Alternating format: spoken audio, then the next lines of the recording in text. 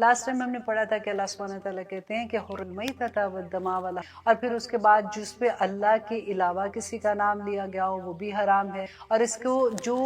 قربانی ایسی ہے جو کسی آستانے پہ لے جا کے اب ذبح کی جاتی ہے وہ بھی حرام ہے۔ اس کے علاوہ قسمت کے حال کے بارے میں میں نے بہت ڈیٹیل سے بات کی کہ وہ بھی اللہ سبحانہ تعالیٰ کہتے ہیں کہ پتہ کرنا حرام ہے۔ اور اب یہ تھا کہ صحابہ نبی صلی اللہ علیہ وسلم کے پاس آتے ہیں کیونکہ وہ دیکھتے ہیں کہ اتنی چیزیں یہ چیزیں جو پہلے وہ کر رہے تھے کہ یہ بھی حرام ہے یہ بھی حرام ہے، کیونکہ مشرکین مکہ جو تھے وہ خون پیا کرتے تھے، اس لیے ان کو میں نے آپ کو لاسٹ ٹائم بتایا تھا کہ کیا ریزن تھا۔ اب یہاں پہ اب نبی صلی اللہ علیہ وسلم کے پاس صحابہ آتے ہیں اور وہ کیا کویسچن پوچھتے ہیں، آگے انشاءاللہ ہم اس کو دیکھیں۔ آج میرا گلا تھوڑا سا آپ کو خراب لگے گا کیونکہ ابھی میں 3 گھنٹے کی کلاس دی ہے، اور اس کے اندر کیونکہ شروع میں ہم گرامر کر رہے تھے، پھر ہم نے تفسیر کیا تھا، تو اب یہ کہ ہم الحمدللہ مجھے یہ کلاس بھی کرنی تھی، اللہ سبحانہ تعالیٰ انشاءاللہ بیچ میں مجھے ٹھیک کر دیں گے۔ تو اب دیکھیں کہ یہاں پہ آیت نمبر 4 میں اللہ سبحانہ تعالیٰ کیا ہمیں بتاتے ہیں کہ یسألونک ماذا احل، سوال کرتے ہیں وہ آپ سے، کس سے؟ نبی صلی اللہ علیہ وسلم سے، کہ ماذا کیا کچھ احل حلال ہے لہم ان کے لیے۔ اب دیکھیے صحابہ پہ اتنا پیار آتا ہے نا کہ کیسے وہ کویسچن بھی ان کے کتنے پیارے ہوتے تھے۔ اب آپ ذرا دیکھیے کہ ہم کیسے کویسچن کرتے ہیں، جب ہم نے کبھی کوئی ہمیں پتا ہوتا ہے کہ کوئی عالم دین آئے ہیں، ہم وہاں پہ جاتے ہیں تو ہمارے کویسچن کیا ہوتے ہیں؟ کیا نیل پالش لگا کے نماز پڑھ سکتے؟ کیا ہم نے گھر خریدنا ہے تو کیا ہم بینک سے سود لے سکتے ہیں؟ اس کی کتنی اجازت ہے؟ ہمیں یہی ہوتا ہے کہ جو اللہ سبحانہ تعالیٰ کے ایسے احکامات ہیں انہیں منع کیا، اس کی کوئی چھوٹی پتلی گلی نکل آئے تاکہ ہم وہ کام کر سکیں۔ اب صحابہ کیا تھا کہ وہ پوچھتے کہ ہمیں پتہ چلے کہ کیا حلال ہے تاکہ ہم وہ کام کریں اور ہم کوئی ایسا کام نہ کریں جس پہ اللہ سبحانہ تعالیٰ کو ناراضگی ہوگی، تو ہم نیکی کما سکیں۔ تو آگے دیکھیے اللہ سبحانہ تعالیٰ آگے سے جواب دیتے ہیں کہ کل کہہ دیجئے، نبی سے ہیں کہ آپ ان کو کہہ دیجئے احل حلال کی گئی لکم تمہارے لیے الطیبات کہ تمام پاکیزہ چیزیں۔ اب یہاں پہ دیکھیے کہ پاکیزہ چیزیں کون سی ہوتی ہیں، جیسے فار ایگزامپل جن کو دیکھ کے کراہت نہیں آتی، آپ پھل کو دیکھ لیجئے کہ پھل اگر گلا سڑا ہے تو اچھا نہیں لگتا، وہ پاکیزہ میں نہیں آئے گا۔ اگر کیا یہاں سے مجھے پاکستان کا یاد آتا ہے کہ دہی بڑوں کے اوپر مکھیاں کئی دفعہ بیٹھی ہوتی ہیں، جلیبیوں میں مکھیاں بیٹھی ہوتی ہیں، تو کیا وہ طیب ہوں گی؟ نہیں ہوں گی نا۔ تو اب یہ آپ نے دیکھنا ہے کہ اللہ سبحانہ تعالیٰ کہتے ہیں کہ حلال صرف وہ ہے جو طیب ہے، جو پاک ہے، صاف ستھرا۔ اب پاک جو ہوتے ہیں نا وہ 2 طرح کی چیزیں طیب ہے، ایک وہ طیب ہے جو طیب بالذات ہے، مینس کہ اس کے انگریڈینٹ، جیسے اگر آپ دیکھیں کہ کوئی بھی چیز آپ کھاتے ہو تو اس میں انگریڈینٹ جتنے بھی ہیں اس کے وہ سارے پاک ہیں۔ فار ایگزامپل آپ دیکھیں کہ اگر کیک حلال ہے نا، اس کو کھانا تو منع نہیں ہے، لیکن اگر اس کے انگریڈینٹ میں کوئی ایسا ہوتا ہے رم ڈالی ہوتی ہے، آج کل اکثر ایسا ہوتا ہے کہ پارٹیز میں جاتے ہیں تو کئی دفعہ ایسا پتہ چلتا ہے یہ کیک نہ کھانا، ایک دوسری دوست دوسری کو کہتی ہے اس کے اندر رم یا فلاں اپنی طرف سے، تو بڑے بڑے جیسے ریسٹورینٹ ہوتے ہیں کہ وہاں سے فلاں جگہ سے ہم نے کیک منگایا، لیکن اس کے انگریڈینٹس کئی دفعہ لوگ نہیں دھیان کر رہے ہوتے، لیکن وہ حلال نہیں ہے۔ اور اس کے علاوہ آپ دیکھیے جیسے ہم فار ایگزامپل فرائز کھاتے ہیں، اگر میکڈونلڈ سے ہم لے کے فرائز کھاتے ہیں، ہم یہ سوچتے ہیں کہ فرائز تو حلال حرام کا چکر نہیں ہے تو ہم فرائز لے سکتے ہیں، لیکن اگر وہ فرائز جو ہیں وہ کسی ایسے آئل میں بنے ہو، یا پھر آپ وہ لوگ ہیں جو کہتے ہیں کہ اہل کتاب کا ہم تو کھاتے ہیں، وہ اس کیٹیگری میں آ جاتے ہیں اور وہ یہ سمجھ کے کھاتے ہیں کہ ہم تو سور نہیں کھا رہے، ہم تو وہ پگ کا گوشت نہیں کھا رہے، لیکن ہم لوگ تو ریگولر جیسے بیف کا پیٹی ہوتا ہے اس کے ساتھ کھا رہے ہیں۔ تو ہم یہ بھی نہیں دیکھتے کہ ایک ہی جگہ پہ سے وہ بھی فرائی ہو رہا ہے، جو پگ کا پیٹی ہے وہ بھی وہاں سے فرائی ہوتا ہے اور جو گوشت ہے وہاں پہ فرائی ہوتا ہے۔ تو یہ چیزیں ہمیں دیکھنی پڑتی ہیں۔ میں اسی لیے آپ کو چھوٹی چھوٹی اگزامپلس دے کے بتاتی ہوں، کئی دفعہ ہم یہ چیزوں پہ دھیان نہیں دے رہے ہو، تو وہ چیزیں جو ذات کے حساب سے بھی پاک ہیں، اور وہ چیزیں جو طیب بالسبب ہیں، مینس کہ جس سبب سے آپ وہ چیز بائی کرتے ہو آپ کی کمائی حلال ہے۔ یہ بہت بڑی بات کہ وہ چیزیں آپ کے لیے حلال ہے۔ اب چیز حلال ہے لیکن اگر آپ کی کمائی حرام ہے تو وہ چیز آپ کے لیے حلال نہیں۔ اس میں آپ کو یاد ہے میں نے آپ کو پہلے بھی وہ حدیث سنائی تھی، اور بہت خوبصورت حدیث ہے، اس کا خلاصہ میں آپ کو سنا دے پھر سے، کہ نبی صلی اللہ علیہ وسلم نے کہا کہ ایک آدمی ہے جیسے وہ حج کرنے کے لیے آتا ہے تو وہ وہاں پہ کھڑا ہو کے خانہ کعبہ کے سامنے دعائیں مانگ رہا ہے اور رو رو کے دعائیں مانگ رہا ہے. اللہ سبحانہ تعالیٰ جبرائیل اس آدمی کو دیکھو جو اس وقت میرے گھر میں میرے سے رو رو کے دعائیں مانگ رہا ہے, یہ جو سفر کر کے آیا ہے وہ سفر بھی جو اس کی سواری ہے وہ بھی اس کی حرام کے پیسوں, جو اس نے مال خریدا جو بھی جیسے مال و اسباب لے کے جاتے تھے نا راستے میں گزارتے تھے, لیکن آج کل کے زمانے سے دیکھیں تو ہم جو بھی سامان لے کے جاتے ہیں وہ بھی حرام کی, جو اس نے اپنے تن پہ کپڑے پہنے ہیں وہ بھی حرام کی کمائی کی, اور جو اس کے پیٹ میں کھانا ہے وہ بھی کمائی کا. اب یہ مجھ سے دعا کر رہے تو میں کیسے اس کی دعا کو, بہت سوچنے والی بات ہے کہ ہماری کمائی جو ہماری اولاد کے پیٹ میں بھی جاتی ہے وہ حرام کی نہیں ہونی. اور حرام کیا ہے, دیکھیں رشوت, ہم کتنی پاکستان میں رہتے ہوئے تو آپ لوگوں کو ان چیزوں سے اس ٹرم سے آپ لوگ یوزڈ ہوں گے. یہاں پہ رہ کے امریکہ میں آپ دیکھیں, مجھے کئی دفعہ اتنی افسوس سے یہ بات کہتی ہے کہ یہاں پہ رہ کے ہم لوگ ایسے تصور بھی نہیں کر سکتے کہ کسی امریکن کمپنی میں آپ جا رہے ہیں اور وہاں پہ آپ ان کو کہیں کہ جی ہم آپ کو اتنے پیسے دیتے ہیں آپ ہم کام کر دیں, آپ سوچ بھی نہیں سکتے. اور ہم کس طرح سے آرام سے رشوت والی کمائیاں جس طرح سے ایسی باتیں کہتے ہوئے بھی اچھا نہیں لگتا, لیکن وہی بات کہ وہ چھوٹی چھوٹی باتیں جب ہم سوچتے ہیں تو ہمیں پتہ چلتا ہے او یہ والی بات تو ویری کامنلی ہم دیکھتے ہیں ہمارے اراؤنڈ ہے, تو کیا پھر ایسی کمائیاں اگر حلال نہیں ہیں تو کیا ہم وہ لیں. اب آگے دیکھیے اللہ سبحانہ تعالیٰ کہتے ہیں وَمَا عَلَّمْتُمْ, آگے اب اللہ سبحانہ تعالیٰ جو شکار کے بارے میں بتا رہے ہیں اس آیت میں. اب دیکھیے کہ شکار آج کے زمانے میں تو دیکھیے ہم نے گوشت لینا ہوتا ہے تو ہم چلے جاتے ہیں کسی بھی دکان سے جا کے جیسا بھی گوشت لینا لے لیتے, لیکن اس زمانے میں ایسا نہیں تھا. اگر گوشت کسی کو لینا ہوتا تھا تو ان کو شکار کرنا پڑتا تھا, اور وہاں کے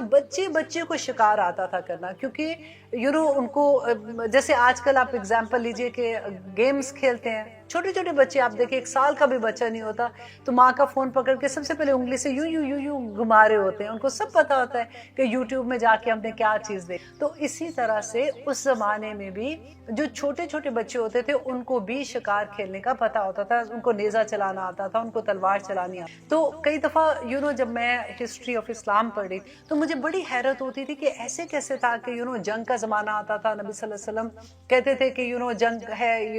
قافلے کو چلنا ہے, تو سارے آدمی نکل جاتے تھے, ان کو ٹریننگ کون دیتا تھا. تو پھر پتہ چلا جب ہم آگے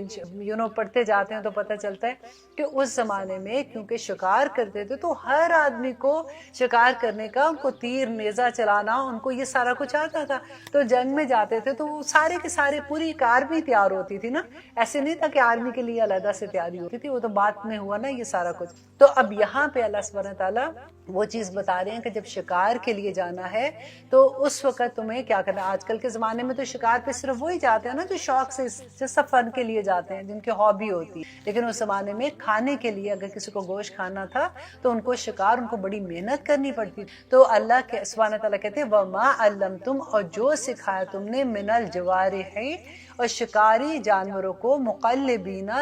شکار کی تعلیم دینے والے, تعلمونہن, تم سکھاتے ہو انہیں, مما, اس میں سے, جو علمکم اللہ, کہ جو تم کو سکھایا اللہ. اب دیکھیے کہ یہ تعلیم, یہ تو دنیاوی تعلیم کی بات ہو رہی ہے نا, کہ جو اللہ سبحانہ تعالیٰ کہتے ہیں شکاری جانور, جیسے کتا تھا اس وقت جو شکار کے لیے وہ صداتے تھے, یا باز تھا یا شکر تھا, ایسے وہ جانور ہوتے تھے جن کو وہ شکار کے لیے صدایا کرتے تھے. تو اللہ سبحانہ تعالیٰ یہاں پہ جو کہتے ہیں کہ ان کو تم نے تعلیم دی کس چیز کی, شکار پکڑنے کی, اور تعلیم تمہیں کس نے دی تھی, جو تم نے ان کو دی, جو تمہیں اللہ سبحانہ تعالیٰ. اس سے پتہ چلتا ہے کہ دنیاوی علم بھی سارے کے سارے اللہ سبحانہ تعالیٰ کی. ہماری نیت بس صاف ہونی چاہیے, نیت خالص ہوگی تو وہ علم بھی ہماری عبادت. آدم علیہ السلام کو اللہ سبحانہ تعالیٰ نے سب سے پہلے جو علم سکھایا تھا وہ کیا تھا, اور ان کو فضیلت کس علم پہ دی تھی, اللہ سبحانہ تعالیٰ نے, وہ دنیاوی علم. اور یہاں پہ بھی اللہ سبحانہ تعالیٰ کہتے ہیں اور لوگ کیا کرو, جب تم کتے کو شکار کے لیے چھوڑتے ہیں تو طریقہ کیا تھا کہ جو شکار کے لیے چھوڑتا ہے وہ پہلے بسم اللہ پڑھے گا, اور پھر وہ اس جانور کو جو بھی ہے وہ چھوڑتا ہے, اور وہ شکار اسی طریقے سے پکڑ کے لاتا ہے جیسے اس کو سکھایا گیا تھا, یا کان سے پکڑتا ہے یا دم سے پکڑتا ہے, ایسے نہیں کہ شکار کو کھا جاتا ہے یا پھر اس کو ایسی جگہ پہ زخم لگاتا ہے کہ مردہ شکار لے کے اس کے پاس آ جاتا ہے, کہ وہ اس کو سکھایا ہوا ہوتا ہے. تو اب یہاں پہ دیکھیے کہ ایک کتے کو بھی آپ جب چھوڑیں شکار کے لیے تو اللہ سبحانہ کا نام لو, بسم اللہ پڑھو. اب بسم اللہ کی طرح سے آپ یہ دیکھیے کئی دفعہ وہ جو ایک ہم نے حدیث سنی ہے، اس کا میں خلاصہ پھر سے بیان کر دیتی ہوں، اس کو ہم نے اتنا مس یوز کیا ہے، جس کی کہانی کہ جو حضرت عائشہ والی حدیث تھی کہ انہوں نے نبی صلی اللہ علیہ وسلم سے پوچھا تھا، کیونکہ اس زمانے میں لوگ مسلمان ہوئے اور نئے نئے لوگ مسلمان ہوتے تھے، تو یہ دیہاتی مسلمان تھے تو حضرت عائشہ نے پوچھا نبی صلی اللہ علیہ وسلم سے کہ ایک شک ہوتا ہے کہ مے بی یہ صحیح طرح سے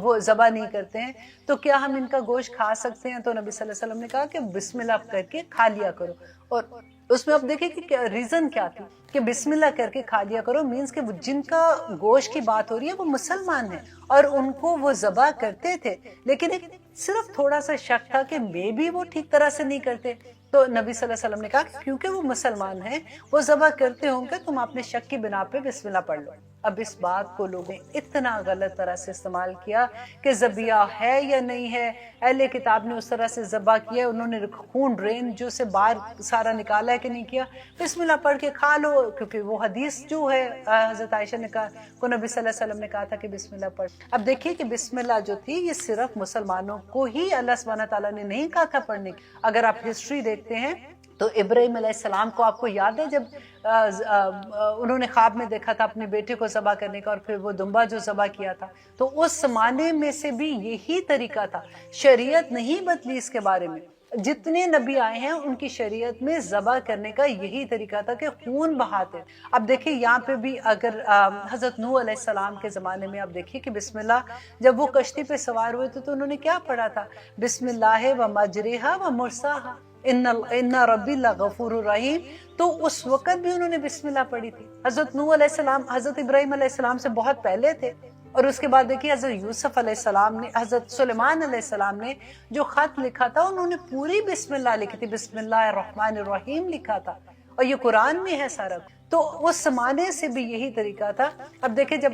ہم اللہ سبحانہ ہم کیوں بسم اللہ پڑھتے ہیں، سب سے پہلے تو ہم یہ بسم اللہ اس لیے پڑھتے ہیں کہ ہم اللہ سبحانہ تعالیٰ سے اجازت طلب کرتے ہیں، یہ ساری مخلوق اللہ سبحانہ تعالیٰ کی ہے۔ اب دیکھیے جب آپ کسی سے کوئی چیز لیتے ہیں تو آپ اس سے اجازت لیں گے نا، آپ کے پرس میں کوئی چیز ہے تو ایسا تو نہیں کہ آپ کے دوست ساتھ بیٹھی وہ آپ کے پرس سے چیزیں اٹھا کے لے کے جا رہی ہے، وہ نہیں لے سکتی۔ اگر آپ اللہ سبحانہ تعالیٰ کی مخلوق ہے، اگر آپ کو اس کو ذبح کرنا ہے، اس کا گوشت کھانا ہے، آپ کو حلال ہے، آپ کو اجازت ہے کھانے کی، لیکن آپ کس سے اجازت لیتے ہیں؟ جو اس کا مالک ہے۔ اب دیکھیے کہ پانی پیتے وقت بسم اللہ پڑھنا، کھانا کھانے وقت، اپنے کپڑے چینج کرنے بسم اللہ پڑھتے ہیں، نماز وضو کرتے ہیں بسم اللہ پڑھتے ہیں، ہر چیز سے پہلے اللہ سبحانہ نبی صلی اللہ علیہ وسلم نے کہا بسم اللہ پڑھو، اللہ سبحانہ تعالیٰ کی اجازت ہے۔ آپ کپڑے چینج کرتے ہیں بسم اللہ کیوں پڑھتے ہیں؟ کیونکہ قرآن میں ہے اللہ سبحانہ تعالیٰ نے کہا کہ شیاطین تمہیں اس جگہ سے دیکھتے ہیں جہاں سے تم ان کو نہیں، اور جب تم بسم اللہ پڑھتے ہو تو تمہارے اور ان کے درمیان میں ایک دیوار آ جاتی ہے، وہ تمہیں نہیں دیکھ سکتے۔ اور پھر اتنی برکتیں بسم اللہ کی، جب اللہ کے نام سے آپ کوئی بھی چیز کھاتے ہیں وہ چیز امن بن جاتی ہے،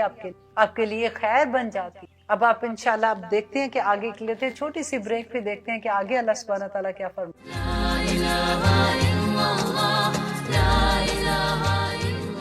آپ دیکھ رہے ہیں قرآن میں زندگی، الحمدللہ ہم نے المائدہ سورہ کی آیت نمبر 4، جس میں اب دیکھیے اللہ سبحانہ تعالیٰ کہیں وَاتَّقُوا اللَّهَ، اللہ سے ڈر جاؤ۔ تقوی کیا ہے؟ دیکھیے حضرت عمر کی وہ بات آپ کو یاد کہ حضرت عمر کو کسی نے پوچھا تھا کہ تقوی کیا ہے، تو انہوں نے کہا تھا کہ ایک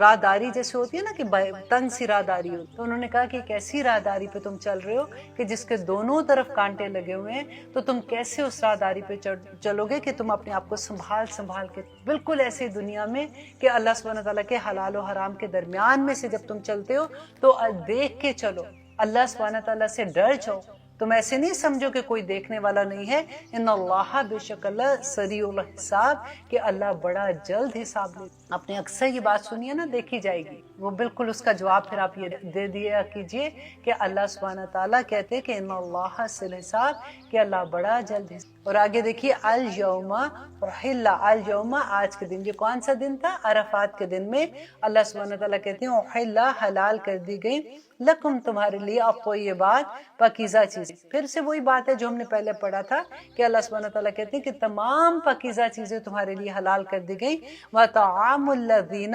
اور کھانا ان لوگوں کا اوتل کتابہ جن کو کتاب دی گئی حل لکم تمہارے لیے حلال. اب یہاں پہ دیکھیں یہ ایک ایسا کویسچن ہے جو باہر رہنے والے لوگوں کی تو جان پہ آ جاتا ہے اور اتنی مشکل پڑ جاتی ہے کہ کوئی بچہ تو کہتا ہے ہم ذبیحہ کھا رہے ہیں, کوئی کہتا ہے ہم حلال کھا رہے ہیں, کوئی کہتا ہے ہم اہل کتاب کا کھا سکتے ہیں, کوئی کچھ کہہ رہا ہوتا ہے. اب یہاں پہ آپ دیکھیے کہ اللہ سبحانہ تعالیٰ نے یہ جو کہا ہے نا کہ وَطَعَامُ الَّذِينَ أُوتُوا الْكِتَابَ حِلٌّ لَكُمْ کہ تمہارے لیے حلال ہے. اب یہاں پہ کیا ہوتا ہے کہ کئی دفعہ آپ یہ دیکھیے ایک اصول آپ دیکھ لیجئے کہ کوئی ایک آیت کو لے کے آپ ایک پوری بات آپ کو سمجھ نہیں آ سکتی جب تک آپ اس آیت کے بارے میں جتنی قرآن میں آیات ہیں نا 4 ہیں 3 ہیں 5 ہیں وہ ساری ایک جگہ پہ جمع کر کے آپ اس کا اصول نکالتے ہیں کہ اللہ سبحانہ تعالیٰ نے کیا. دیکھیں سورۃ مائدہ سے پہلے سورۃ الانعام آ چکی, وہاں پہ دیکھیں قرآن میں ہمیشہ سے اللہ سبحانہ تعالیٰ کے طریقہ بھی یہی ہے کہ تدریجاً حکم آتے ہیں کہ پہلے ایک حکم ہے پھر دوسرا ہے پھر تیسرا حکم آ جاتا ہے. تو وہاں پہ اب دیکھیے کہ پہلے تو سورۃ الانعام آ چکی تھی نا, وہاں پہ اللہ سبحانہ تعالیٰ نے کیا کہا کہ اللہ سبحانہ تعالیٰ کہتے ہیں وَلَا تَأْكُلُوا کہ نہ کھاؤ مما اس میں سے لم یذکر اسم اللہ کہ جس پہ نہ لیا گیا ہو اللہ کا نام. اتنی کلیئر آیت ہے کہ اس میں if and but کا کوئی کوشچن ہی نہیں بنتا کہ آیت نمبر 121 ہے. آپ خود بھی دیکھ لیجئے کہ اللہ سبحانہ تعالیٰ کہتے ہیں کہ مت کھاؤ اس میں جس پہ اللہ کا نام نہ لیا گیا ہو, کیونکہ ہم پہلے یہ پڑھ چکے نا کہ ہم نے پڑھا تھا کہ اللہ سبحانہ تعالیٰ نے پچھلی آیت میں ہم نے پڑھا تھا جہاں پہ حرمت علیکم المیتۃ کا ذکر آیا تھا کہ اللہ سبحانہ تعالیٰ نے کہا کہ تم جس پر غیر اللہ کا نام لیا گیا ہو وہ تم نے نہیں کھانا. تو لوگ کیا کویسچن کرتے ہیں کہ یہاں پہ اللہ سبحانہ تعالیٰ نے کہا ہے کہ غیر اللہ کا نام جس پہ لیا گیا ہو تو اس میں تو کسی کا نام ہی نہیں لیا گیا تو ہم کھا سکتے ہیں. اب یہاں پہ دیکھیے تو پھر اس آیت کو کیا کہیں گے آپ کہ اللہ سبحانہ تعالیٰ کہتے ہیں وَلَا تَأْكُلُوا اب مت کھاؤ مما اس میں سے لم یذکر اسم اللہ کہ جس پہ اللہ کا نام نہ لیا یذکر اسم اللہ ہی اللہ کا نام نہ لیا گیا ہو علیہ جس پر وَإِنَّهُ لَفِسْقٌ تو یقیناً اللہ سبحانہ تعالیٰ کہتے ہیں کہ یہ جو ہے یہ کھانا گناہ ہے. لفظ کا لفظ کھانا گناہ ہے. اور اس کے بعد ایک اور آیت بھی سورۃ الانعام میں ہے فَقُلُوا تو کھاؤ مما اس میں سے ذکر اسم اللہ جس پہ اللہ کا نام لیا گیا ہو علیہ جس پر ان کنتم بآیاتہ مؤمنین اگر تم اللہ کی ان کی آیات پر ایمان لاتے ہو تو پھر اس میں سے کھاؤ جس پہ اللہ کا نام لیا گیا ہو اور اس میں سے مت کھاؤ جس پہ اللہ کا نام نہ. اور پھر لوگ کیا کہتے ہیں کہ نہیں جی وی ڈونٹ کیئر, اللہ نے تو کہا ہے کہ طعام الذین اوتوا الکتاب حل لکم کہ اہل کتاب کا کھانا تمہارے لیے حلال ہے, ہم کھا رہے ہیں, آف کورس حلال ہے. لیکن آپ یہ دیکھیے کہ کیا مسلمان کا کھانا مسلمان کے لیے حلال ہے نا. تو اللہ سبحانہ تعالیٰ نے طیب کی اگزامپل میں کیا بتایا تھا کہ اگر وہ کھانا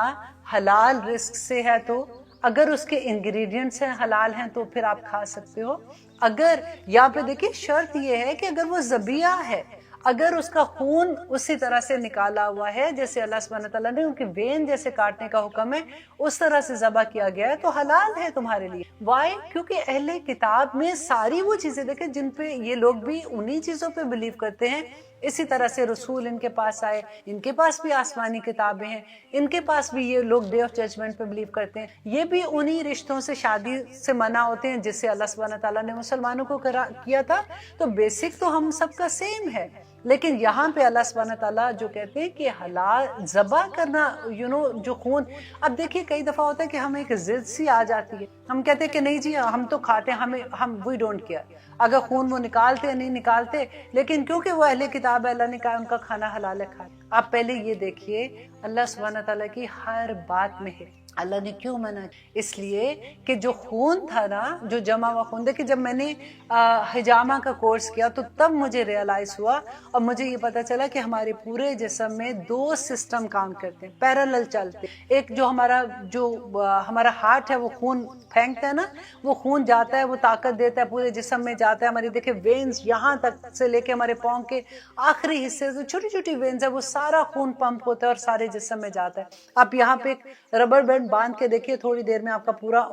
یہاں سے آپ کی انگلی بلو ہونی شروع. وہ خون جو ہے ہماری زندگی ہے, ہمیں خون, اور اس کے پیرالل جو سسٹم چل رہا ہوتا ہے وہ خون ہے جو ہماری جسم میں جو بری ساری چیزیں ہیں, جو ہمارے سیلز ٹوٹ جاتے ہیں, وہ سارے وہ لے کے وہ باہر باڈی کے وہ اس کو نکال دیتے. اب کیا ہوتا ہے کہ آپ بالکل یہ دیکھیے جیسے ہمارے گھروں میں ڈرینیج سسٹم ہے، میں اسی لیے پہلے آپ کو خون کی اگزامپل دی ہے کہ آپ اس کو اچھے سے ریلیٹ. اب ہمارا ڈرینیج سسٹم جو ہے، اگر آپ کو کوئی کہے کہ آپ اپنے کھانے میں پانی کی جگہ پہ وہ ڈرینیج سسٹم سے پانی تھوڑا سا گٹر کا پانی نکال کے ڈال لیں تو کوئی بات نہیں، وہ پک کے تو ٹھیک ہو جائے گا، آپ نہیں کھا سکتے. آپ دیکھیے اس کے اندر حکمت ہے کہ خون نکلنا ہمارے لیے اچھا ہے، ہمارے لیے اچھا ہے، کیونکہ خون میں ساری وہ اتنی خراب چیزیں ہوتی ہیں جو ہماری جسم کے لیے تکلیف کی باعث ہو. تو اللہ سبحانہ تعالیٰ نے ہر شریعت میں یہی حکم ہے کہ وہ اس ذبح کر کے ان کا خون نکالا جائے، اور پھر اس کے بعد وہ حلال ہے تمہارے لیے. اور اہل کتاب کا کھانا تمہارے لیے، اگر آپ کو یہ پتہ لگتا ہے کہ وہ حلال اس طرح سے ذبح نہیں کیا ہوا،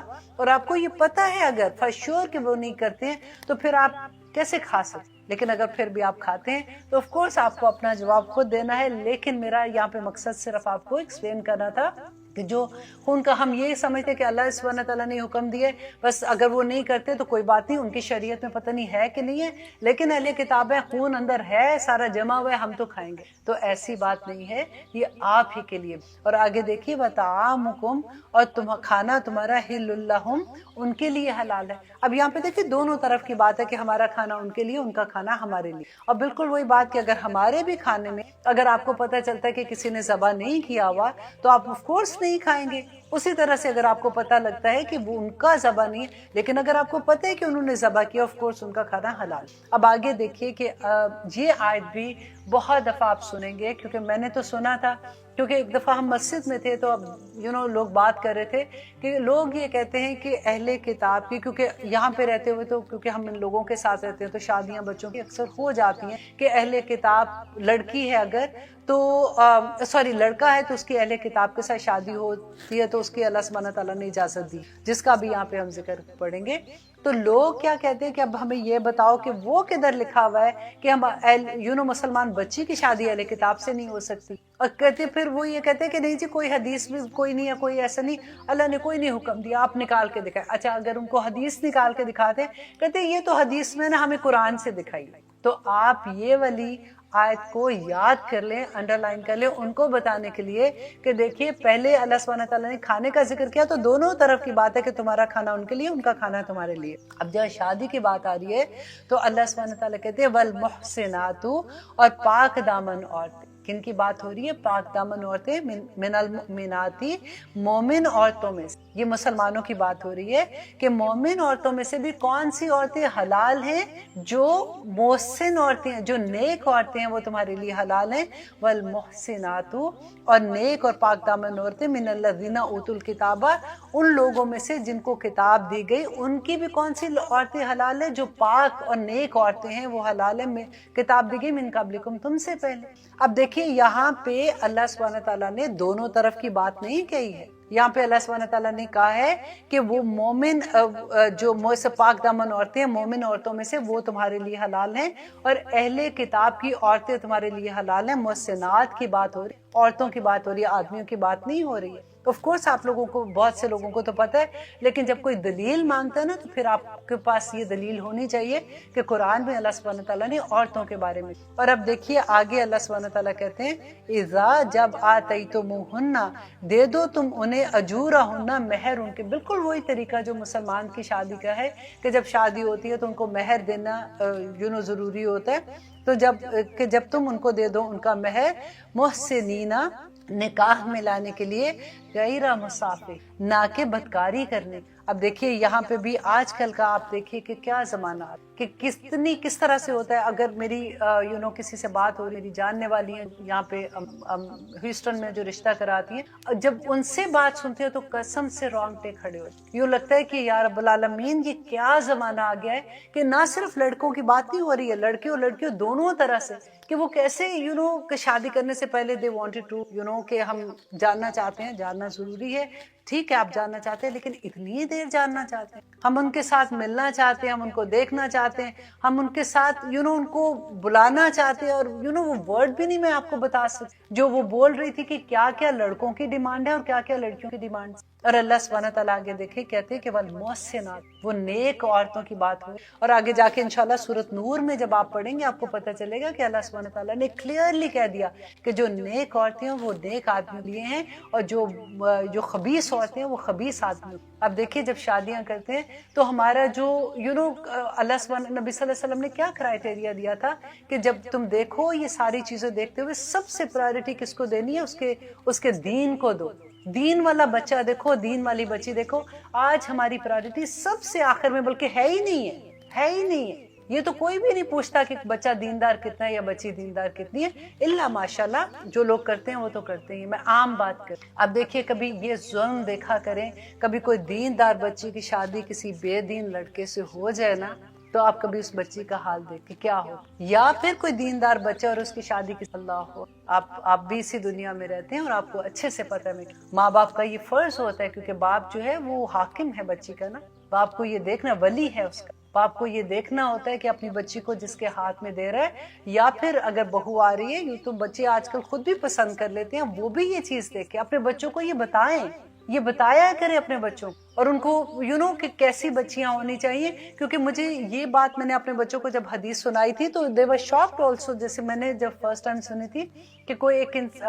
साहबी थे या ताबई हो गए, वो अपने बच्चा जैसे उनका पैदा हुआ था तो वो इमाम हुसैन के पास लेके गए, तो उन्होंने कहा कि गुर्ती दिलाने के लिए, तो उन्होंने कहा कि तुमने तो बहुत देर कर दी। तो उन्होंने कहा तो अभी तो पैदा हुआ मैं आपके पास लेके आया। तो उन्होंने कहा कि तुम्हें तब आना चाहिए था जब तुम इसकी माँ को पसंद कर, कि जिस औरत ने इस बच्चे की तरबियत करनी है। तो देखिए ये बच्चों को ये चीजें अगर आप शुरू से बताएंगे तो आसानी हो जाएगी। हम कई दफा कहते हैं कुछ नहीं होता, बच्चे कहाँ सुनते हैं, ऐसी बात नहीं होती, लेकिन आप वल्लाही मैं आपको कह रही हूँ, अगर आप अपने बच्चों को शुरू से ये बातें बताएंगे उनको जरूर समझ आए। और अगर आपके घर का माहौल ऐसा है ना, तो अगर वहाँ पे दीन है आपके घर में तो बच्चों को बताने की भी जरूरत नहीं होती, बच्चे ऑटोमेटिकली अंडरस्टैंड करते हैं। देखिए माँ सबसे बड़ी टीचर होती है, सबसे पहला टीचर माँ बाप ही तो बच्चे के होते। वो अपने घर में देखते हैं कि कैसी औरत है, कैसी माँ है, वो अपनी जब बीवी तलाश करेंगे तो वो यही देखेंगे। तो आगे देखिए अल्लाह सुब्हानहू तआला कहते हैं कि इज़ा जब आतैतुमुन्ना अजूरहुन्ना, जब तुम उनके महर दे दो, मुहसिनीना गैर मुसाफिरीना, कि उनको तुम निकाह में लाने के लिए उनसे शादी करो ताकि तुम अपना घर बनाओ, बच्चे पैदा हो, ताकि तुम सीरियसली जो आगे तुमने अपनी जिंदगी चलाने, ना कि फन के लिए, वला और ना मुत्तखिदी, और ना बनाने वाले हो अखदान छुपे दोस्त, कि छुपी दोस्तियां बनाने वाले नहीं हो। और आगे देखिए इतना डर लगता है ये बात सुन के, तो ये सारी बातें हम सुन के कहते हैं अब क्या करें, आजकल के तो बच्चे थोड़ी ऐसे सुनते हैं। आजकल के इसलिए नहीं सुनते क्योंकि हमने अपने घरों के माहौल भी तो वैसे कर दिए। हम अपने बच्चों से, बेटों से ऐसे डरते हैं जैसे हम अपने बाप से डरते हैं, और हम अपनी बेटियों से ऐसे डरते हैं, घबराते हैं जैसे हम अपनी माओ से डरते थे। और अब आप देखिए कि अल्लाह सुब्हानहू तआला आगे क्या कहते हैं कि जो इन चीजों को सीरियसली नहीं ले रहा और वो सोच रहे कि ये तो मुमकिन ही नहीं है, कोई नहीं होना, बस ठीक है, बड़ी अच्छी आज दर्स था, आज सुन लिया, बड़ा अच्छा था, और अमल करने की दफा उनको उन्होंने अमल करने की कोशिश भी नहीं की है। तो अल्लाह सुब्हानहू तआला कहते हैं वमन यकफुर, और जो कोई कुफर करेगा, जो कोई इनकार करेगा, बिल ईमानी, साथ ईमान के मोमिन है, मुसलमान है,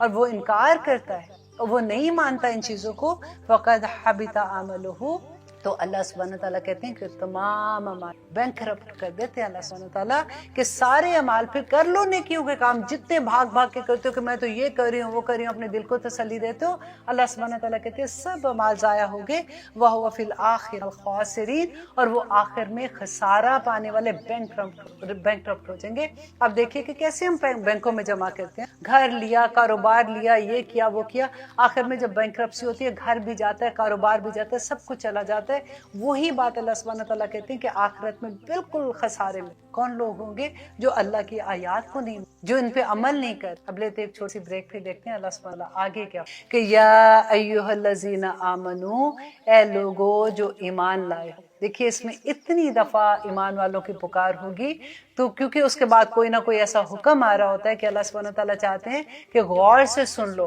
कि ए लोगो जो ईमान लाए हो, इज़ा कुमतुम, जब खड़े हो तुम, इलस्सलाती, नमाज में, फगसिलू, तो धो लिया करो, वजूहकुम, अपने चेहरों को। अब यहाँ पे देखिए क्योंकि वजू की आयत है तो इसमें आपको वजू, तयम्मुम, गुस्ल के बारे में इंशाल्लाह डिटेल आप जानेंगे। यहाँ पे मैं आपको ये बता दूं कि आज हम, पहले मैंने आपको बताया कि सूरत माइदा जो है ये ऑलमोस्ट 6 हिजरी ہجری کے نزدیک نازل ہوئی تھی. اور اس سے پہلے ہم سورۃ النساء میں بھی ہم نے تیمم کے بارے میں پڑھا تھا، ڈیٹیل پڑھی تھی. تو سورۃ نساء میں اگر آپ دیکھیں تو 5 اور 6 ہجری کے نزدیک یہ صورتیں نازل ہو رہی تھی، اور پھر یہ سورۃ مائدہ تو فتح مکہ تک نازل ہوئی تھی نا. تو اب یہ دیکھیے کہ آیت تو ابھی نازل ہو رہی ہے 5ویں اور 6 ہجری میں، جب نبی صلی اللہ علیہ وسلم مدینہ میں تھے، اور نماز تو وہ شروع سے پڑھ رہے ہیں. تو کیا کویسچن اب یہ ہونا چاہیے ایز اے اسٹوڈنٹ آف قرآن کہ کیا وضو جو تھا وہ نبی صلی اللہ علیہ وسلم پہلے نماز کے ساتھ وضو نہیں کرتے تھے، کیونکہ آیت تو ابھی نازل ہو رہی ہے. تو اس کا جواب یہ ہے کہ نبی صلی اللہ علیہ وسلم نے اور صحابہ نے کبھی بھی اپنی زندگی میں نماز جو ہے وہ وضو کے بغیر نہیں پڑھی تھی. تو اس سے کیا پتہ چلتا ہے کہ وضو جو ہے وہ پہلے سنت سے ثابت ہوا، اور پھر اللہ سبحانہ تعالیٰ نے اس کو قرآن میں نازل. اور سنت سے دیکھیں، اس کا جواب ان لوگوں کے لیے ہے کہ جو سنت پہ یقین نہیں کرتے نا. بعض لوگ کہتے ہیں وہ سنت سے انکار کر دیتے ہیں، وہ کہتے ہیں نہیں جی نہیں، ہمیں بتاؤ قرآن میں کدھر لکھا ہوا ہے. تو پھر آپ ان کو یہ آیت بتا کے بتائیں کہ اب ہمیں بتائیں کہ اگر آپ قرآن پہ یقین رکھتے ہیں اور سنت پہ یقین نہیں رکھتے تو آپ بتائیے کہ کیا پھر ایسے نماز ہو سکتی. نبی صلی اللہ علیہ وسلم نے اس سے ایک حدیث کا میں خلاصہ بتا دیتی ہوں آپ کو کہ نبی صلی اللہ علیہ وسلم جب نماز شروع میں وحی میں جب نماز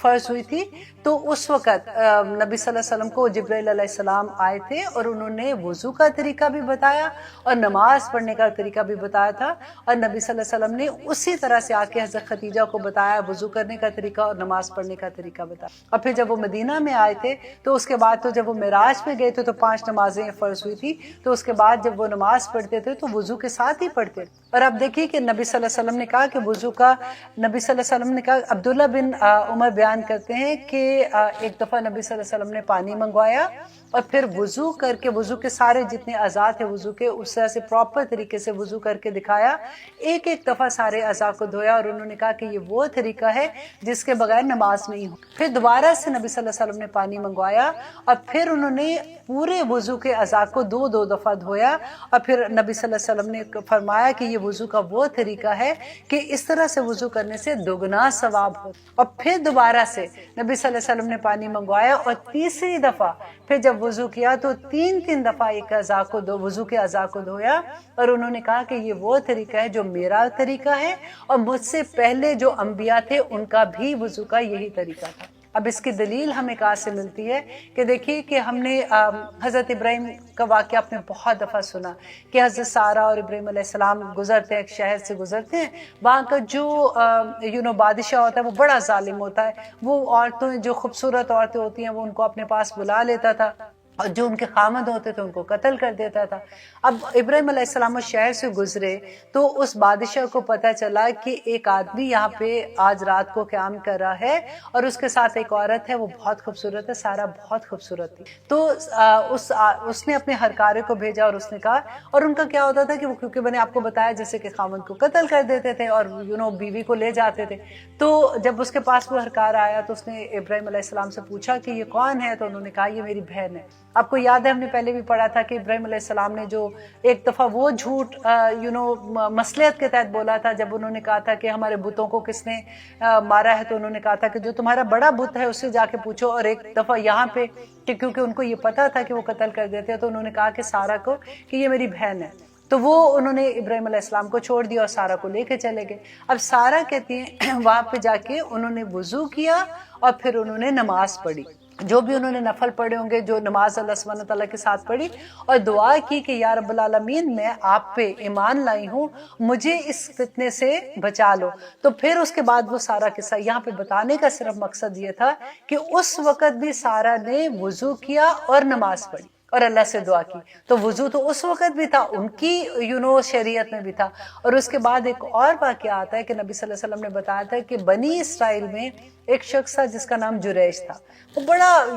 جیسے عبادت گزار تھا، بڑا نیک آدمی تھا اور وہ سارا وقت اپنی عبادت کرتا رہتا تھا. ایک دفعہ اس کی ماں اس کو ملنے کے لیے آئی، ایک حجرہ سا تھا جس میں وہ رہتا تھا. اس کی ماں ملنے کے لیے آئی، اس کو آواز دی کیونکہ وہ نماز کی حالت میں تھا. وہ اس کی اپنی نماز جو اس زمانے کی نماز ہوتی تھی اس طرح سے وہ عبادت کر رہا تھا. تو اس نے اپنی ماں کو جواب نہیں اس وقت دے سکا. ماں غصے سے چلی گئی. دوسری دفعہ آئی، اس نے جواب ماں نے پکارا، اس کو بلایا، اس نے پھر بھی جواب نہیں دیا. صحیح طرح سے، ماں پھر غصے سے چلی گئی. پھر تیسری دفعہ وہ پھر کیونکہ وہ نماز کی حالت میں تھا اور جیسے وہ نماز سے فارغ ہوا تو ماں چلی جاتی تھی. اب تیسری دفعہ ماں کو غصہ آیا اور اس نے بدعا کیا کی کہ میرے بیٹے کو اس وقت تک جریج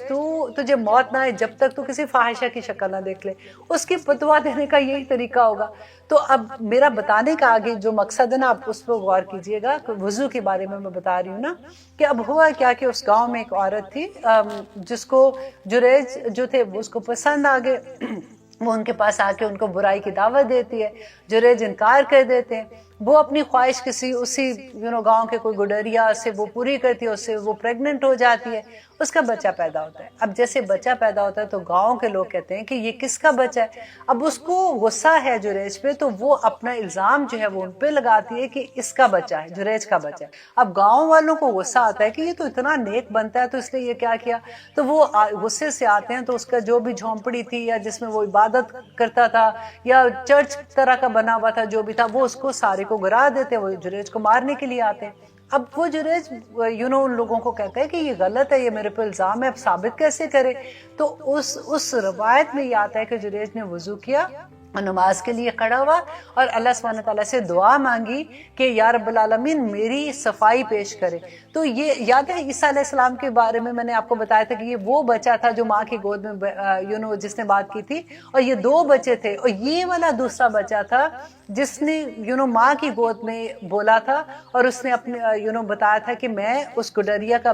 بیٹا ہوں، میں جریج کا بیٹا نہیں ہوں. تو ان کی بے گناہی ثابت ہوئی. تو پھر گاؤں کے لوگوں نے کہا کہ ہم تمہارا یہ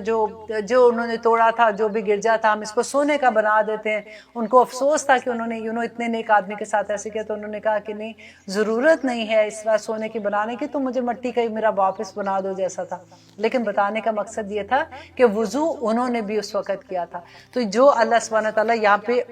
اس آیت میں کہہ رہے ہیں، یا ایھا الذین آمنو، اے لوگو جو ایمان لائے، اذا قمتم، جب تم کھڑے ہو، للصلاۃ، نماز کے لیے، فاغسلوا وجوہکم، تو اپنے چہروں کو دھو لیا کرو. اب ابو ہریرہ سے ایک روایت ملتی ہے کہ رسول اللہ صلی اللہ علیہ وسلم نے کہا کہ جب تم وضو کرو تو بسم اللہ والحمدللہ پڑھ لیا کرو. تو جب ہم شروع میں جیسے وضو سٹارٹ کرتے ہیں نا تو بسم اللہ والحمدللہ پڑھ لیا کرو. تو جب تک تم وضو کی حالت میں رہتے ہو تو یہ کرامن کاتبین جو ہیں وہ تمہارے لیے نیکیاں لکھتے جاتے ہیں. اور ایک اور بات میں آپ کو اس کے بارے میں تھوڑی سی آپ کے ساتھ شیئر کر دیتی ہوں تاکہ آپ جب وضو نیکسٹ ٹائم کریں گے تو آپ اتنے شوق سے وضو کریں گے. کیونکہ کئی دفعہ ہوتا ہے نا سستی ہوتی ہے کہ ہاں چلو کوئی بات نہیں بعد میں کر لیں گے. اور آسانی ہے کہ اگر آپ کا وضو نہیں ٹوٹا ہوا تو آپ ڈیفینیٹلی دوسری نماز بھی پڑھ سکتے ہو، تیسری بھی پڑھ سکتے ہو. لیکن جب ہمیں اس کو اجر سمجھ آتی ہے نا پھر بہت مزہ آتا ہے. کیونکہ نبی صلی اللہ علیہ وسلم نے ابو ہریرہ سے پوچھا تھا کہ ابو ہریرہ تم ایسا کیا عمل کرتے ہو کہ میں نے جنت میں اپنے سے پہلے آگے تمہارے قدموں کی آواز سنی. تو ابو ہریرہ نے کہا تھا کہ میں وضو کے بعد تحیت الوضو کے 2 نفل ہم جیسے پڑھتے ہیں نا وہ پڑھتا ہوں میں، اور تو کوئی ایسا کام نہیں ہے. دیکھیے کتنا بڑا اس کا اجر. اور وضو کے بارے میں حضرت عبداللہ بن عمر کہتے ہیں کہ رسول اللہ صلی اللہ علیہ وسلم نے فرمایا تم میں سے جو شخص اچھی طرح وضو کر کے مسجد میں جائے اور اس کا ارادہ صرف مسجد میں عبادت کے لیے جانا ہو تو اس کے ہر قدم پر اللہ سبحانہ تعالیٰ ایک درجہ بلند کرتا ہے اور اس کو ایک نیکی عطا کرتا ہے. اب دیکھیے ایک درجہ کوئی چھوٹی بات ہے، ایک درجے سے دوسرے درجے کا فاصلہ. اور دیکھیں نبی صلی اللہ علیہ وسلم نے کیا بتایا تھا کہ جیسے تم یہاں پہ دیکھیں ستارے کتنے بڑے ہیں نا، اگر ہمیں کتنے سے ٹمٹماتے ہوئے چھوٹے چھوٹے ستارے نظر آتے ہیں، اسی طرح سے اتنا فاصلہ ایک درجے سے دوسرے درجے. تو ایک قدم پہ اب سوچیے، اب جب گاڑی میں بیٹھ کے جاتے ہیں مسجد میں وہ ہمارے قدم ہی ہوتے ہیں جتنی دور سے آپ جاتے ہیں. کیونکہ ایک دفعہ ایک قبیلے کے لوگوں نے نبی صلی اللہ علیہ وسلم سے پوچھا تھا کہ ہم مسجد کے قریب آ جائیں کیونکہ وہاں پہ جگہ خالی ہو رہی تھی. تو نبی صلی اللہ علیہ وسلم نے کہا کہ تم کیوں اپنا اجر ضائع کرتے ہو، تم تھوڑی دور سے آتے ہو تمہیں اتنا ہی زیادہ اجر ملتا. اور آگے ایک اور حدیث میں آپ سے شیئر کرتی ہوں کہ حضرت عمر بن خطاب کہتے ہیں کہ رسول اللہ صلی اللہ علیہ وسلم نے فرمایا کہ جو شخص اچھی طرح سے وضو کرے اور پھر وہ یہ کلمات کہے اشہد لا الہ الا اللہ، مطلب وضو کمپلیٹ کرنے کے بعد اشہد ان لا الہ الا اللہ وحدہ لا شریک لہ واشہد ان محمدا عبدہ ورسولہ، اور اس کے علاوہ یہ بھی کہے کہ اللہم اجعلنی من التوابین وجعلنی من وَجَعَلْنِي مِنَ الْمُتَطَهِّرِينَ. یہ دونوں چھوٹی چھوٹی آیات ہیں، آپ لوگ یاد کر لیں کیونکہ پہلی آپ کو آتی ہے، دوسری والی میں کل بھی کسی کو یاد کرا رہی تھی، اس لیے ابھی پڑھتے ہوئے میں بھی رکی ہوں تھوڑا سا کہ اللہم اجعلنی، اے اللہ مجھے بنا دے، من التوابین، توبہ کرنے والوں میں سے، وجعلنی، اور مجھے بنا دے، من المتطہرین، اور جو پاک لوگ ہیں، طہارت والے لوگ ہیں، جن کو تو پسند کرتا، پاکی والے لوگوں میں مجھے شامل کر دے. اور جو لوگ جو بھی وضو کے آخر میں یہ پڑھے گا تو نبی صلی اللہ علیہ وسلم نے فرمایا کہ جنت کے 8 دروازے اس کے لیے کھول دیے جائیں گے. سبحان اللہ. اور اس کو کہا جائے گا تم نے جس دروازے سے تم نے داخل ہونا ہے تم اس میں داخل ہو جائے. ایک اور بہت خوبصورت حدیث ہے کہ نبی صلی اللہ علیہ وسلم نے فرمایا، ایک صحابی کہتے ہیں کہ انہوں نے فرمایا کہ ایک درخت کی خوش شاخ کو وہ پکڑ کے انہوں نے ہلا کے دکھایا کہ نبی صلی اللہ علیہ وسلم نے کہا تھا کہ اسی طرح سے جو اچھے سے وضو کرتا ہے نماز کے لیے، اس کے گناہ ایسے جھڑ جاتے ہیں جیسے اس شاخ سے خزاں میں جیسے سوکھے پتے ہوتے ہیں، اس طرح سے ہمارے گناہ ہیں. نبی صلی اللہ علیہ وسلم نے یہ بھی کہا تھا کہ وضو جیسے ہم کرتے ہیں نا، تو انہوں نے کہا کہ دیکھو جو نماز پڑھتا ہے اور وضو کرتا ہے وہ یہ سوچے کہ اس کے گھر کے آگے ایک ندی جا رہی ہے اور وہ صاف پانی ہے اور اس میں وہ دن میں 5 دفعہ نہاتا ہے، اس کے گناہ کیسے اس کے پاس رہے، وہ سارا پاک و صاف. اللہ اتنی خوبصورت باتیں جب سنتے ہیں تو پھر دل چاہتا ہے کہ وضو کا ٹائم 5 سے ہم دل چاہتا ہے کہ 10 دفعہ وضو کرتے رہے. اور ایک اور وضو کا اجر و ثواب کے بارے میں ابو ہریرہ کہتے ہیں کہ نبی صلی اللہ علیہ وسلم نے فرمایا جب بندہ مومن وضو کرتا ہے تو اس کے جب وہ چہرہ دھوتا ہے تو اس کے چہرے کے گناہ دھل جاتے ہیں، ایک ایک قطرے کے ساتھ اس کے گناہ دھل. جب وہ ہاتھ دھوتا ہے اس کے ہاتھوں کے گناہ، جب وہ پاؤں دھوتا ہے اس کے پاؤں کے گناہ، جب وہ آنکھیں دھوتا ہے اس کی آنکھوں کے گناہ. اللہ سبحانہ تعالیٰ قبول کرے. اور میں یہ کہتی ہوں کہ اتنی اللہ سبحانہ تعالیٰ اتنی خوبصورت اس کے اجر دیتے ہیں، اتنی موٹیویشن جیسے ہوتی ہے کہ اتنا ثواب ہے، تو پھر بار بار دل چاہتا ہے کہ وضو کرے اور اللہ سبحانہ تعالیٰ کو خوش کرے اور اپنے لیے جنت کمائے. اور آگے اللہ سبحانہ تعالیٰ کہتے ہیں وَأَيْدِيَكُمْ، اور اپنے ہاتھوں کو إِلَى الْمَرَافِقِ، کوہنیوں تک.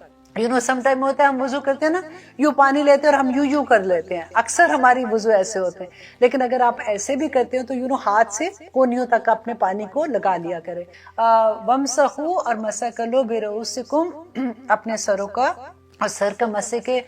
کا جو ملتا ہے اس میں ڈیفرنٹ ہے، امام شافعی کا، امام مالک کا، اور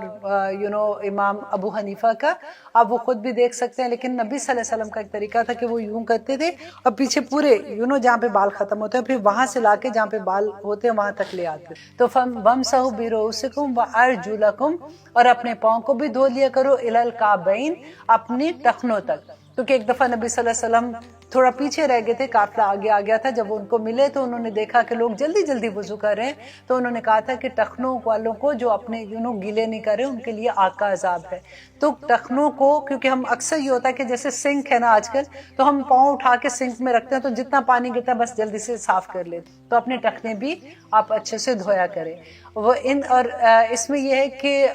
کلی کرنا اور ناک میں پانی ڈالنا یہ سنت سے ہے، وہ بھی ہم لوگ کرتے ہیں. اور آگے اللہ سبحانہ تعالیٰ کہتے ہیں وَإِن كُنتُمْ، اور اگر ہو تم جُنُبًا، حالت جنابت میں، فَطَّہَّرُوا، تو پاک ہو جاؤ. وَإِن كُنتُمْ، اگر ہو تم مردہ، بیمار، او علی سفر، یا سفر میں ہو، او جاء احد منکم، یا آیا تم میں سے کوئی ایک، من الغائط،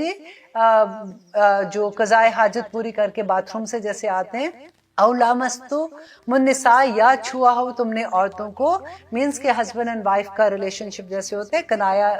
سے یہ لفظ استعمال ہوئے. فلم تجدوا، پھر نہ پاؤ، ماء پانی، فتیمموا، تو تیمم کر لو، صعیداً، مٹی کا، طیباً، پاک.